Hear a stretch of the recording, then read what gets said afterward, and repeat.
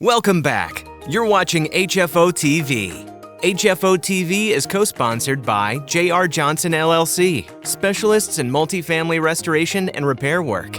Gantry Incorporated, the nation's largest independent mortgage banking firm. Butler Exchange Group, offering 1031 tax-free exchange services. And Forensic Building Consultants, experts in the diagnosis, repair, and preservation of multifamily assets.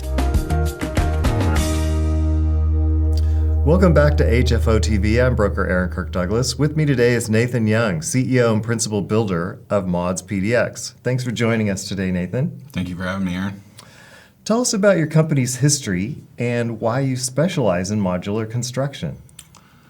Well, I got into the construction industry in 1991. I was 16 years old, started working for a guy while I was in high school, and then I went to college down at Willamette University in Salem, Oregon.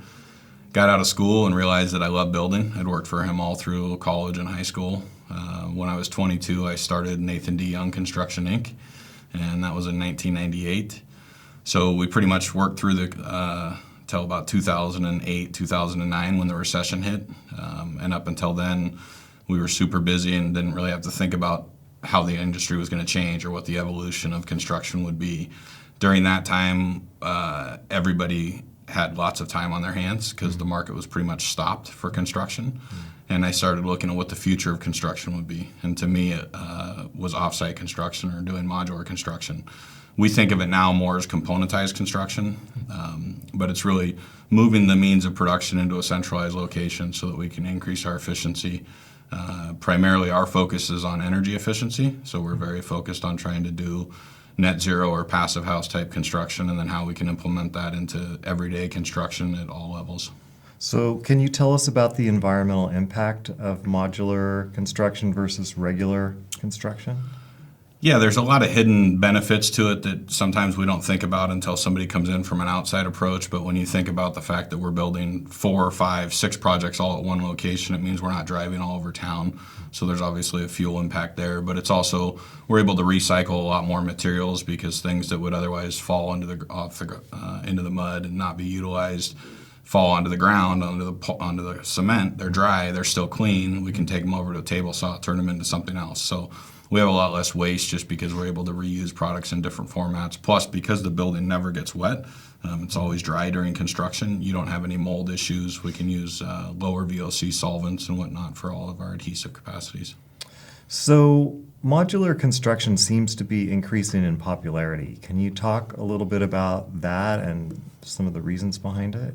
I think a lot of it is kind of the evolution of the construction industry as we move forward. So as the drafting has become more advanced with BIM, building information modeling.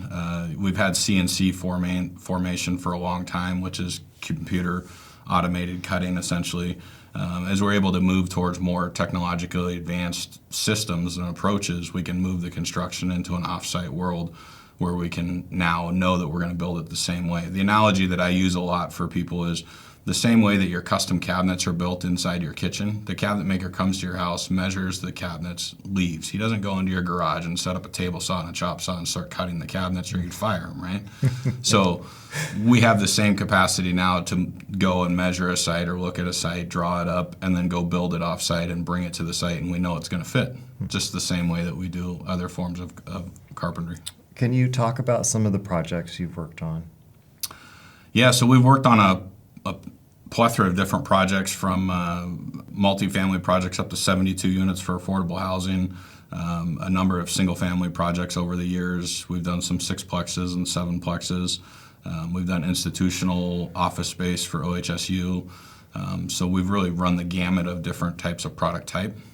When you talk about affordable housing versus multifamily, what is the difference in your mind, or how do you differentiate those? Is there an actual difference? There's not a huge difference other than the people that you're answering to and the price point at which they're building to. Okay. So oftentimes in the affordable housing projects, there's a lot more restrictions from federal money and different standards that are implemented on it. But essentially, it's still just multifamily projects. Okay. And what do you think the future looks like for modular construction? I think you're going to see more and more companies start to adopt that type of philosophy. I think one of the things that we do that's unique to us is typically we're the GC on our projects, so we're building for ourselves. So there's not a handoff type of approach where you have a factory building something and then somebody trying to assemble another product on site. The more that companies start to embrace that off-site type of construction, I think you're going to see it more prevalent within the marketplace. Are there specific geographic markets where you're seeing more demand for modular construction? On our single-family side, a lot of it has to do with being in remote areas, whether it's the beach or the mountains or Doofer or Mosier, areas where you have lower amount of labor to be able to pull from, and people are still building second and third homes that are high-end custom homes. They want to pull from the Portland market to be able to have their work done and then deliver the product out to the area where they're living. One of the things I've noticed in talking to developers myself about modular construction is that they're all still a little bit nervous about it. And I think it has to do with what you were saying. They're not familiar enough with how it works, how long it takes to assemble, depending on the modular type you're building. I mean, what other factors do you think there might be involved in that? I think a lot of that has to do with the type of factory that you're working with. So there's a lot of different variations within the modular world, right? So you have our shop that's more of a boutique shop that's we're going to do anywhere between 70 to 100 floors a year, meaning that we're going to do 70 to 100 boxes a year. Okay. If you go to the Idaho factories, they're trying to build 100 floors a month. So it's just a different mentality. It's almost like you have, the McDonald's versus the custom restaurant, high-end restaurant. So builders and developers have to understand that there's different calibers of modular facilities that you're working with, and some of them are going to be adapt to being able to produce a product that's a higher quality product that they're used to, and other factories are going to tell them they can, but they can't, and that's where a lot of the problems have occurred in the past. What about getting the modular units to a site?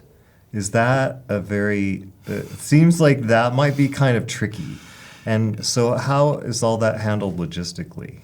So we always start from the beginning of designing the house or the multifamily project around the transportation. So we will actually look at what the size of boxes are that can be delivered efficiently, where the crane would be set up, and then we'll tell the architect to work within that footprint.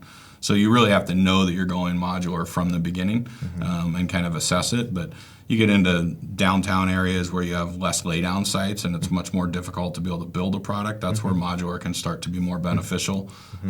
Obviously, we're not going 20 stories tall with wood construction, but if you're into the 3 to 5 range, it becomes efficient. Do you find any difficulties in getting permission to have a crane in a certain area? Do you think it's any more difficult with modular, or that it seems like it would be faster to be able to set up a product in 6 days or a week and a half or whatever it is? Yeah, I mean, it's a much faster process because you take that linear progression of construction that's the standard way of doing it, where you pour a foundation and then start framing each floor. You're able to build in a circle, so you're able to put that foundation in while you're building the modular boxes over here and then bring them together. As far as the crane goes, we've never had any issues. I mean, you have to pull some special permits sometimes and negotiate it, but again, that's why we look at that from the very beginning. We don't wait till the end. What are the last steps of putting together a modular apartment building? I know of one company that delivers the units with roofs and no exteriors. I assume that generally they don't have exteriors and that the envelope has to be done last. Are there other sort of modular specific considerations? That's pretty typical that you're going to leave the cladding off or the siding until afterwards, because you're going to try to move all your structural strapping and hold downs to the outside so that you can finish the inside. The roof is going to be dependent upon the design. Sometimes the roofs are on, sometimes the roofs aren't. But there's what we call the close-up, which is basically the marrying of everything together. So you have to connect all the plumbing lines and electrical lines and sprinkler lines and do a little bit of drywall and flooring. So in our process, we always look at that close-up from the beginning as well. So we're trying to advise the clients on what the ramifications of different designs are going to be as far as how much work you're going to have in the field versus how much work you can do in the factory. Is there a sort of an average amount of time per modular unit that it would take you to connect all the wires and the plumbing? And and put the drywall back on and paint it and do all that stuff, or it's really job specific because each one's a little bit different. It depends on if you're doing townhouses and you have internal stairs, the stairs have to be built after the modules are set, and so that can take a lot longer and running the drywall up. If you're flats where it's just single units on each floor, then that can be much more efficient because you're not going to have as much close up that's going to have to occur from box to box. If you get into a 2 or 3 bedroom type unit and you're marrying multiple boxes together, now you have to do flooring and different connections that are going to occur within that unit. So it really is somewhat project specific. Now, the recent zoning changes to allow for more residential infill, do you see that as having any kind of impact on your business model or opportunities? Yeah, the middle housing, we've started to see a lot more smaller developers, if you will, starting to look at doing more middle housing type approaches where they can take a single family or add a single family and do 2 ADUs and then turn and sell it or keep it and rent it. I think that's going to be, we're seeing more of those type of products as well as some smaller 4 and 6plex units coming online that otherwise wouldn't have fit. And what do you see as the cost savings benefits overall? It seems that modular construction would be much more efficient, less expensive than stick-built. Is that the case, or? Not really. I mean, that's an illusion that comes from mobile home type mentality where we were thinking about HUD. The reality is whether I put the windows in on site or I put the windows in the factory, the windows cost the same, right? I don't get some special savings because I ship them to a factory. The benefit is that if we're doing multi-story, it costs me less to build a 4th floor than it does somebody on site because I don't have to mobilize up 4 floors. I build it right on the ground, right? So there is some efficiencies that start to occur when you're getting to elevation. But for the most part, the savings is more in the time frame and time to market. Okay. Is there anything else that you think people should know about modular housing or your product in particular? Well, I mean, we're the best shop there is, but modular construction is definitely the future of the way we're going to be moving. Again, like the analogy I said about the cabinetry, I mean, if we think back to 100 years ago, cabinets were built on site, and as we've advanced our abilities to be able to perform at a higher level, we've seen things change. The construction industry has been on the same path for 100+ years. It's time for us to start to look at some new avenues to be able to produce products at a higher level.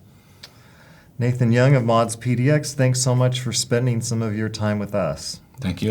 We'll see you next time on HFO-TV. Our entire office specializes in multifamily real estate, making HFO the largest multifamily brokerage in the Pacific Northwest. Your success is our passion. Build your legacy with HFO. Call 503-241-5541 or visit our website at hfore.com for more information.